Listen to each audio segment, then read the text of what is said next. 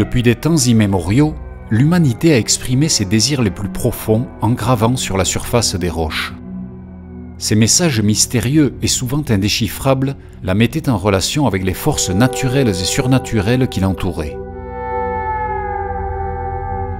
Il existe en Andorre, dans la forêt de Prats à Canillo, un site exceptionnel qui nous fait pénétrer dans la pensée religieuse et les cultes de la préhistoire récente. Le Roc de les Bruixes, ou Rocher des sorcières.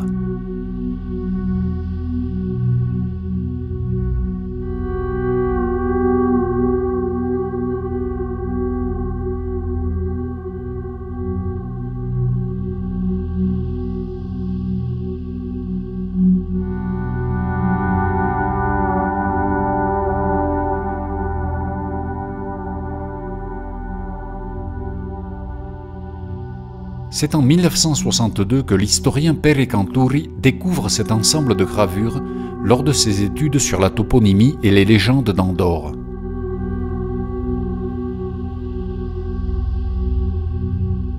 Quan va arribar aquí, segurament la majoria del roc estava tapat perquè la pròpia pendent del terreny fa que les terres i les fulles dels pins i tot això recobria la quasi totalitat de la roca, però sí que en un extrem va veure les primeres traces, aquestes famoses traces que serien les urpes del diable, no? o del dimoni.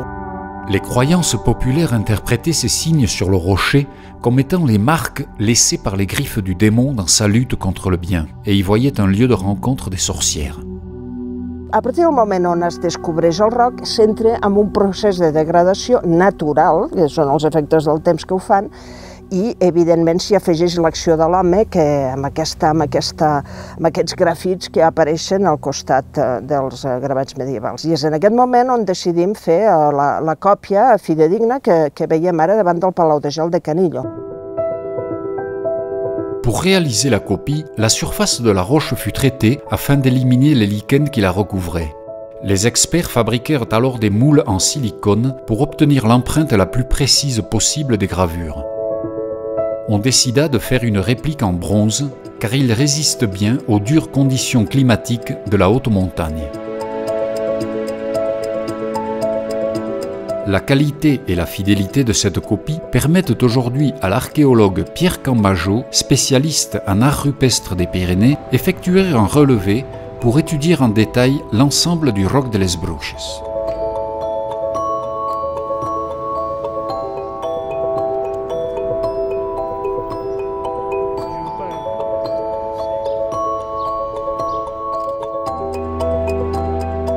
De retour chez lui en Cerdagne, l'archéologue calque sur les photographies les traces sur la roche pour faire apparaître les gravures avec précision et essayer ainsi de déchiffrer les différentes phases historiques.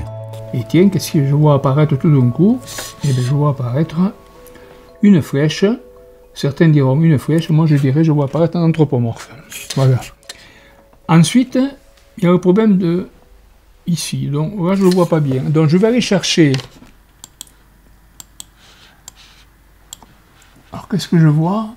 Je vois que, en gros, là, il semblerait que la grande ligne, vienne recouper celle-ci. Cette petite. Mais cette petite ne correspond pas avec ça. Voilà. Alors là, par contre, j'ai une ligne fine qui part. Je ne sais pas si vous la voyez.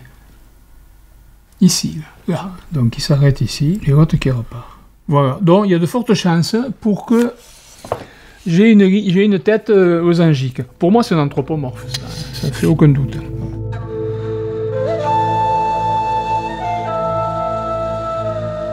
Le Roc de les Bruixes est une grande formation rocheuse composée de deux plateformes unies entre elles par une paroi verticale sur laquelle se trouvent quelques gravures d'époque médiévale. La grande majorité des gravures étudiées par les archéologues se concentrent sur la terrasse supérieure, large d'environ 3 mètres. Vous remarquerez, quand vous regardez la roche, qu'il y a une concentration de dessins très complexes, qui sont des dessins en forme d'arbres, des losanges, qui sont concentrés dans un coin. Et puis après, autour, il y a des grandes gravures, comme ça, des grandes saignées, qui entourent un peu tout ça. Voilà. Alors il semblerait qu'il y ait deux niveaux de lecture. Un premier, et puis après un deuxième. Je ne pense pas que les dessins étaient tracés en même temps. Et par contre, les dessins qui sont regroupés représentent des scènes complètes. Vous avez un triangle avec une croix dedans, vous allez avoir un arboriforme, un arbre donc, vous allez avoir 2 ou 3 gravures alignées, et ça fait des frises comme ça. Et ça, je suis sûr que c'est un texte.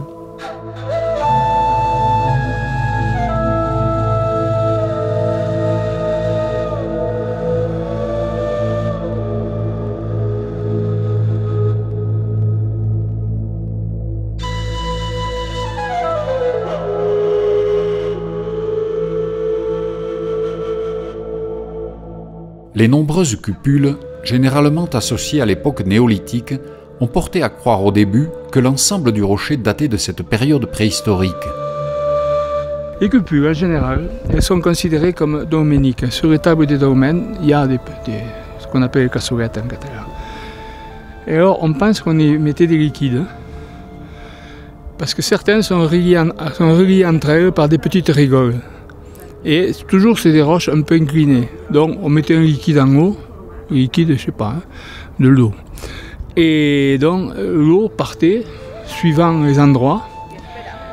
Il pouvait y avoir des interprétations. Les nouvelles études ont révélé que les gravures linéaires sont bien postérieures aux cupules et qu'elles appartiennent à l'époque ibère, entre le 6e et le 3e siècle avant Jésus-Christ. Els estudis d'en Pierre Campmajor, sobretot a la zona de la Cerdanya, amb un estudi molt exhaustiu de la zona de la Cerdanya, amb centenars de gravats estudiats, doncs sí que permeten acotar bastant més aquesta cronologia, sobretot també pel fet que han aparegut grafits en ibèric en moltes d'aquestes roques. Selon Pierre Campmajor, la présence d'écritures ibériques dans les Pyrénées pourrait être une conséquence des guerres puniques et de la mainmise romaine postérieure sur le territoire qui aurait obligé certains groupes ou tribus à fuir et à se déplacer vers le nord. Donc ça fait partie d'un ensemble culturel qui prend une grande partie des Pyrénées, en tout cas la Cerdagne, Andorre et peut-être même jusqu'au Val d'Aran, et puis aussi en Catalogne. La profondeur des incisions en forme de V dite naviforme porte à croire que leur finalité était de récupérer de la poudre de pierre pour élaborer des onguents ou des potions dans un but curatif ou magique. Cette poudre de pierre, on peut restituer de magique du moment que l'on pense que ces ensembles de gravures sont dans des sites, on va dire cultuels, pour ne pas dire religieux. Et donc en récupérant de la poudre de pierre sur ces sites, elle a un double effet.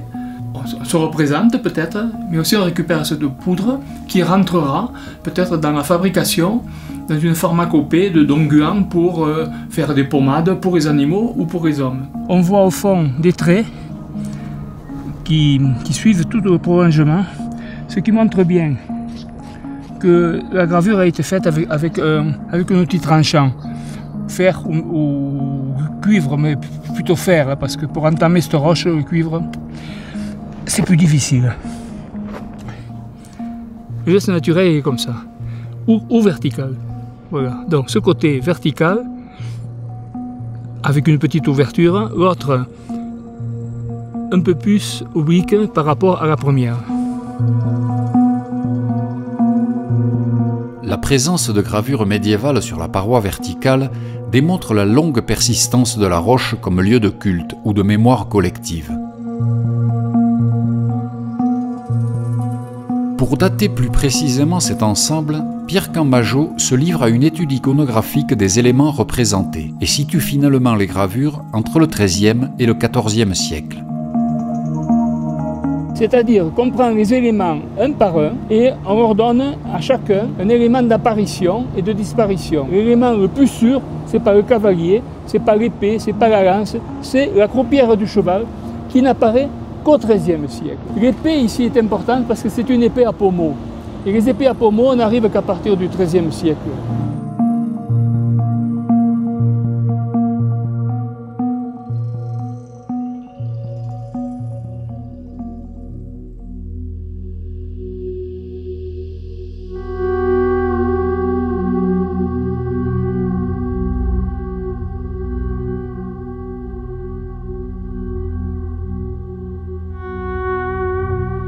Le Le Roc de les Bruches de Prats est sans doute un lieu de mémoire unique dans le contexte du patrimoine culturel d'Andorre, et nous devons le protéger pour les générations futures. Les incisions, les triangles, les croix, les flèches, les étoiles et tant d'autres signes complexes et fascinants que nous ne savons pas encore déchiffrer se conserveront comme une source supplémentaire pour tenter de comprendre et intégrer le continuel processus de changement de toute culture humaine.